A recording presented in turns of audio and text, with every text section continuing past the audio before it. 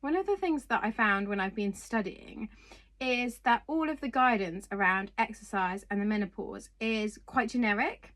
So things like the NHS website will say that you should do resistance training, and then they put in brackets lift weights.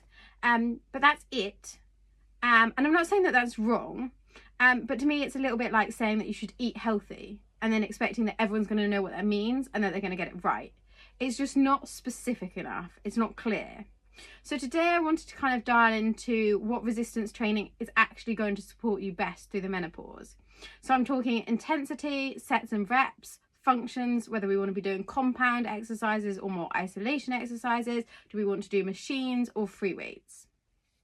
But before we go into that, let's talk about the biology and why resistance training matters.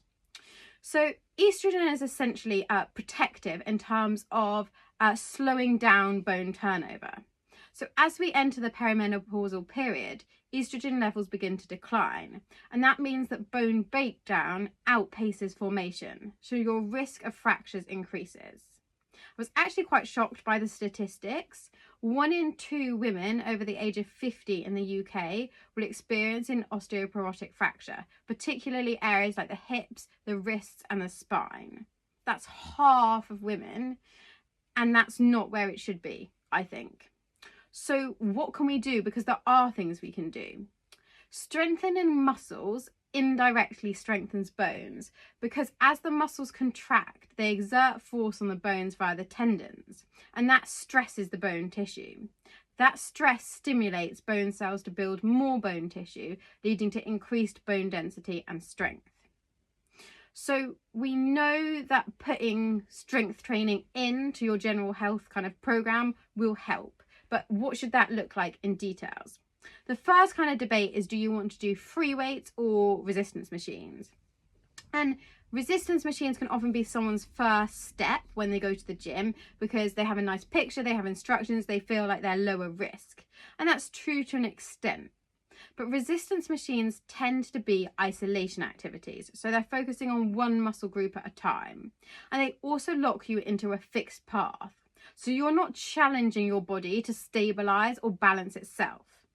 Whereas if you work with free weights, you're closer to that whole body functional strength that you need in daily life. If it's kettlebells, barbells, dumbbells, you're having to stabilize using your core, you're trying to balance, and you're increasing your body awareness. And they are all skills that we need to maintain as we get older. So if you want to pick up free weights, what kind of exercises are best? I'm going to give you my top 5. Dumbbell deadlift loads the hips and spine heavily, promoting bone density where it's most needed to maintain posture and avoid falls. Kettlebell goblet squat is excellent for hip and femur loading. It promotes spinal integrity through upright posture. It also improves core engagement and pelvic floor coordination.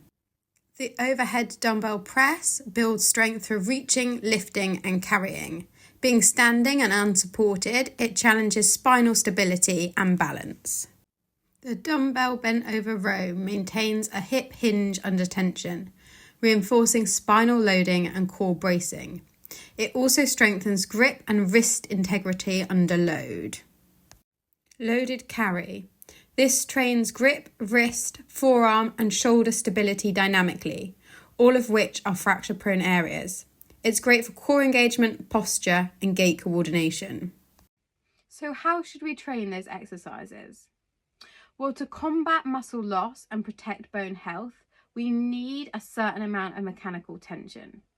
We don't want to be doing 30 reps with a light rate, because that's about building endurance, not about providing the anabolic stimulus that we need to provide the muscle to help the bone. So we want to be doing a load that's about 70 to 85% of your 1 rep max. If you don't know what your 1 rep max is, it's not a problem. Choose a weight that you could do 6 to 12 reps with good form. But if you could do more than 12, it's probably not heavy enough. That's going to stimulate the type 2 muscle fibers, which are the ones that are most vulnerable to age loss. You also want to be hitting enough volume to drive adaptation.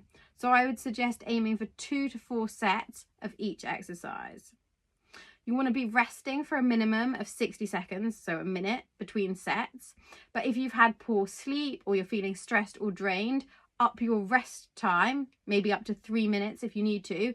Don't drop the weight if you possibly can. And you want to be aiming for 2 to 3 resistance sessions a week to keep muscles strong.